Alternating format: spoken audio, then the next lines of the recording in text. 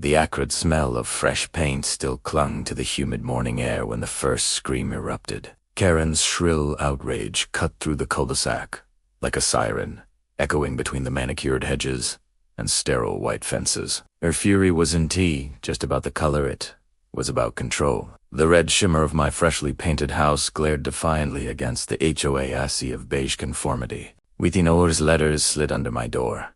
Fines arrived in my inbox, and whispers rippled across the neighborhood like wildfire. Te side primerade defied community aesthetics. They said I would face eviction.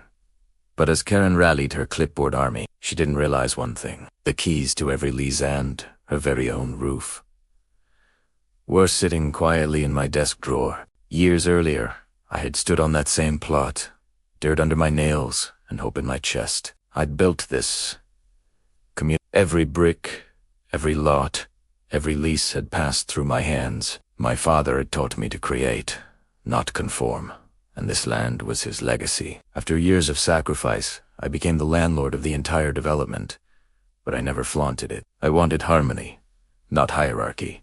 That changed when the HOA, led by Karen, self-proclaimed guardian of neighborhood integrity, decided my red house degraded property values.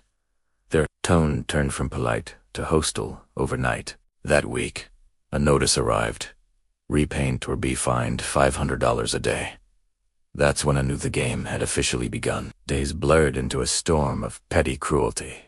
The HOA fined me for my mailbox color, accused me of noise violations for my kids' laughter, and circulated rumors that my tenants were lowering standards.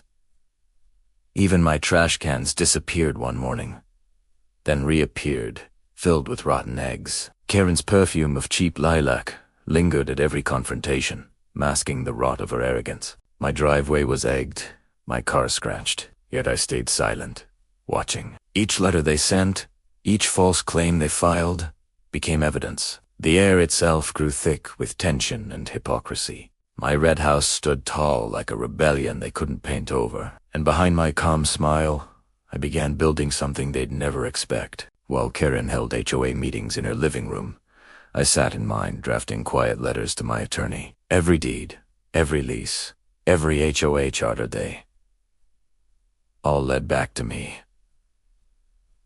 The truth? The HOA's land rights were under my master property agreement. They weren't homeowners.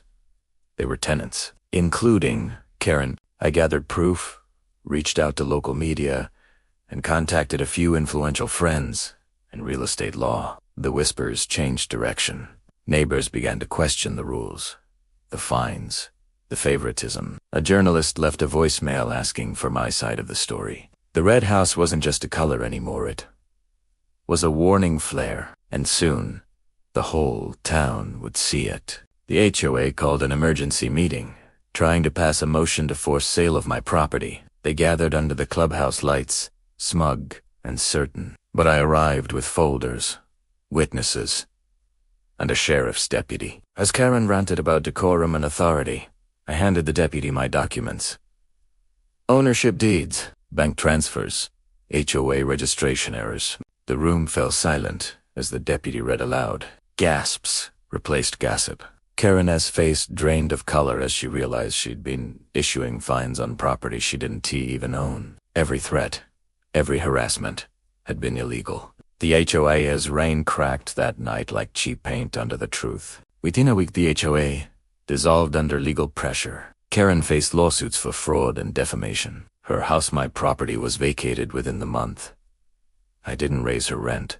I ended her lease. The cul-de-sac that once sneered at my red house now bloomed with colors. Neighbors laughed together again, free from her control. Property values rose, and I donated a portion of the profits to local housing for single parents, something my father would have loved. As I stood on my porch watching the sunset glow against the red walls, I smiled. Karen had tried to evict me from a home I owned.